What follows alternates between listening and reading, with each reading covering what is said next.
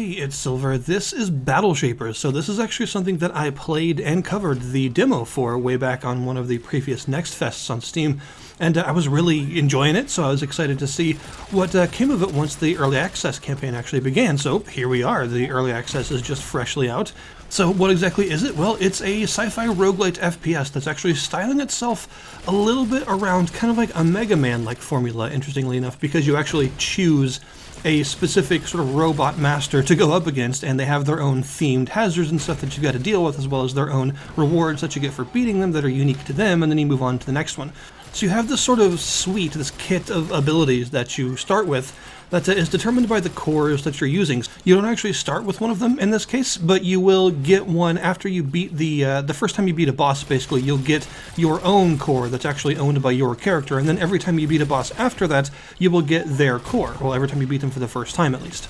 And you can have two equipped at any given time, a primary and a secondary. The secondary only contributes a little bit, but the primary determines what your dash does, what your punch does, and some other stuff like that. And you also have a list of 3 sort of core-based upgrades that you'll occasionally get access to. The first 2 are determined by your primary, and the last one, the third, is your secondary. So you can sort of mix and match these cores to create a specific build.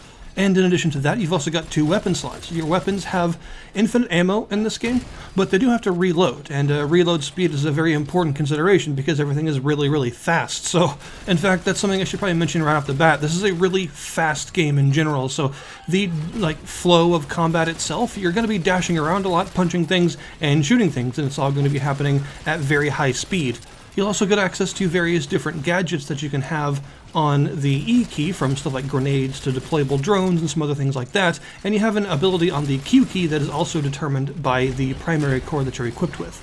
It goes for a room-by-room kind of formula where you will enter a large room that is an arena, a battle arena, and you'll be locked in that room, and a bunch of enemies will spawn, and you'll have to take them out. And once you take them out, you can go from that room to the next. Although eventually, you'll also find that each of the floors has one room that's sort of like a nexus that you'll go back to multiple times because it has multiple different pathways out of it. One will be an optional pathway that leads to some more battles with some more loot, and the other one will be the intended way to go that will eventually lead you to the next floor. Now, you are very fragile in this game, but you have 2 different layers of health gauge. So you've got your blue shield gauge and your green health, and health in this game is really hard to replenish. There are not very many health pickups at all, and they don't really restore that much when you do find them. So health damage is something that you try to take the least amount of possible because it's really hard to restore. Shield, however, you can restore a lot more easily. Sometimes when you deplete an enemy's health gauge, instead of immediately exploding, they will sort of go down in a stunned state and glow purple. And when they're doing this, you can punch them in order to do a takedown. This is the main thing that your punch is actually for. And when you punch them, it restores a bunch of your shield gauge, and it also sends them flying and makes them explode, and you can actually punch them into walls or into other enemies to cause further damage.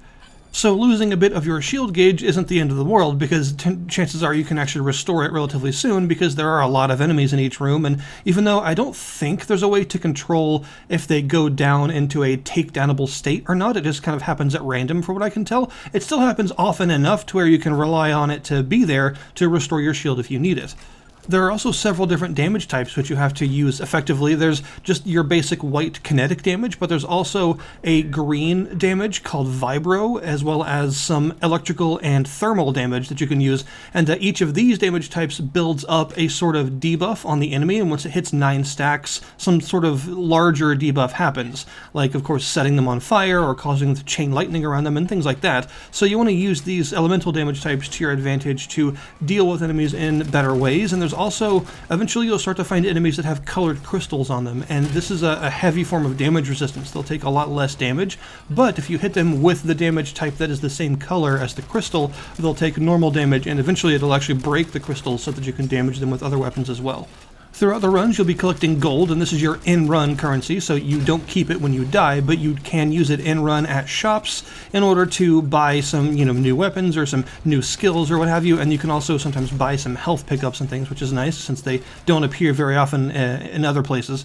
And you'll also occasionally find some other things in the levels that allow you to get better rewards for a higher challenge. So you might find a portal that takes you to either a challenging platforming section or a challenging combat section. And if you're able to complete it, you get to choose one of 3 rewards that are more powerful for the area you're in, because all guns and skill drops have a number level that determines their overall damage. So you might find 2 different guns that are exactly the same, one of them level 1 and one level 4, but the level 4 one will just have a lot more damage per second. So as you go through the towers, you will need to constantly upgrade your gear to keep up, because of course enemies get more health and more damage as well, so you'll need a higher level set of gear to be able to keep up with all that. And of course, in addition to all this, you've got those power core drops that you can find occasionally, and these are your main in-run upgrades. These are the things that you're going to find that have 2 upgrades based on your primary and 1 upgrade based on your secondary core, and this is how you sort of create your build. So your upgrades can be things like punching causes you to deflect projectiles that you punch for extra damage, or dashing causes enemies to be knocked back every time you dash past them, and all sorts of various things like that. The upgrades are usually pretty good, and they help to create a sort of unique feeling of a build depending on the combination of primary and secondary core you have equipped, allowing you to pretty drastically empower yourself as you go through the run. You'll also be collecting a good number of these purple cubes as you go through from chests and from enemy drops and things, and these are your meta currency. These you don't use in run, but outside of the run, when you're back at the safe hub area, you can use them to unlock new stuff. You can give yourself more maximum shield and maximum health. You can unlock new guns to find, new skills to find, and all that sort of stuff. These are your big meta upgrades. And then eventually, after a couple of floors, you'll reach the top of that particular tower where you'll face the boss that you chose.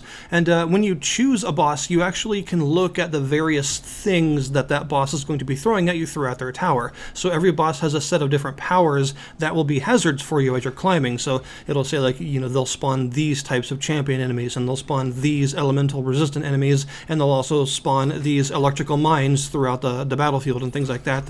It's just a good way to show you what all they can do, and it will show you what generally you're going to be expected to go up against if you choose that particular tower. But if you're able to beat all of that and get to the top, you will face whoever you chose, and they are pretty difficult bosses that do a ton of damage. More on that later.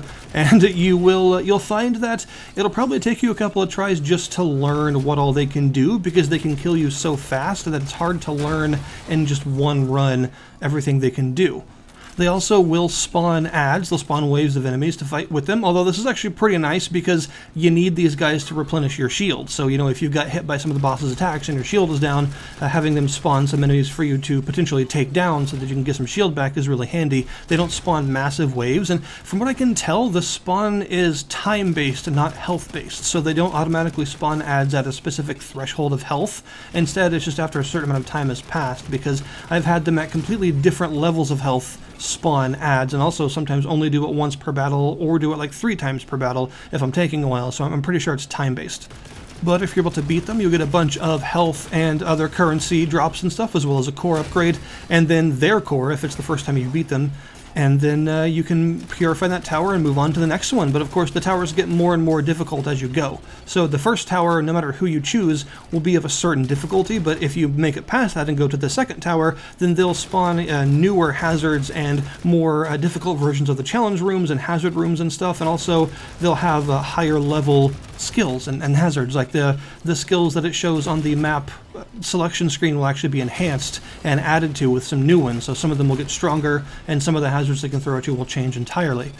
And so far, this is all well and good, because it is, it's the same game that I enjoyed the demo of. However, there's a really huge problem right now. The balance of this game is in a really weird state. Now, they know this, and they have already released one patch to, as like a quick and dirty fix for some of the stuff, but it's nowhere near enough, because honestly, the balance is in such a strange state that it kind of sucks a lot of the fun out of the game.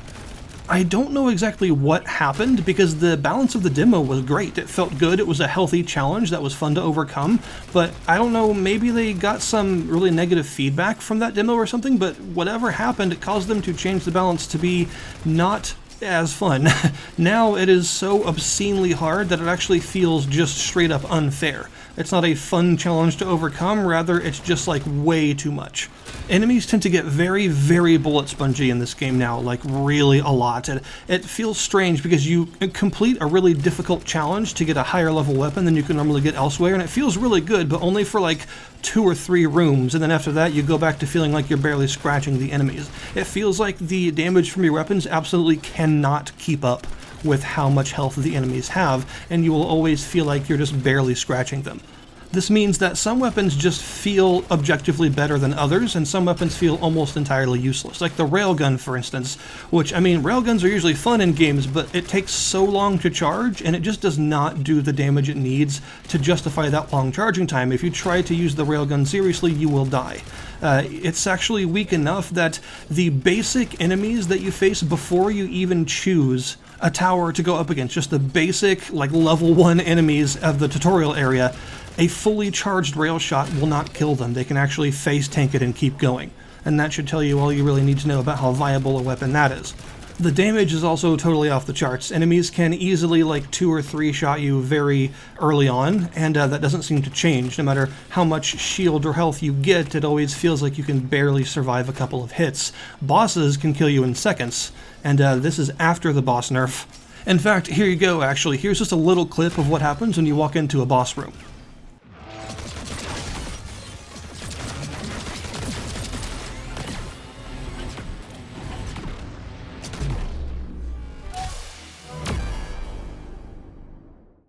Yeah, that's it. As I'm sure you can clearly see, that's a little ridiculous. I did not have time to learn how that boss works or to understand its patterns or how its attacks work or anything, because my shield was instantly down the second I spawned in, and then I was killed like immediately afterwards with no chance to even like register what was happening. And that's just how it works in this game oftentimes. You will go through some very tedious enemy encounters with way too spongy enemies only to reach a boss that kills you instantly.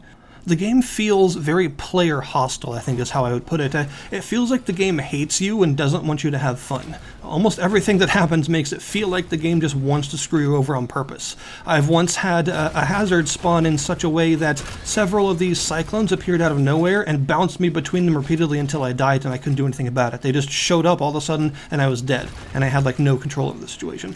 Another example of this player hostility is the idea of unlocking more cores. So when you beat a boss for the first time, except for the very first time you beat a boss because you get your own core for that one, but after that, the first time you beat a boss, you get its core. However, you can only equip it as a secondary core, not a primary. If you want to equip it as a primary core, you have to raise its affinity. The game does not tell you what this means or how to do it. I assume the way you raise affinity is to beat that boss again multiple times, like you're sort of repairing their core, except it doesn't tell you this, and it also doesn't have any sort of progress. I've beat the Wind Magistrate like 6 times at least, and I still can't equip her core as a primary, and I have no idea why. It doesn't give me a gauge or a number or any sort of thing that tells me I'm making progress every time I kill her or something. It just doesn't tell me anything. So all in all, I would say this game currently has a huge problem in terms of player hostile design. It feels like a lot of the stuff it does is just to make you mad. And a lot of its mechanics are aligned in a way that is just completely unfair for you specifically, and that it doesn't want you to actually enjoy yourself. The worst part about it, though, for me, is in between all of this, the game itself is still that really fun game that I enjoyed the demo of. It's still in there somewhere.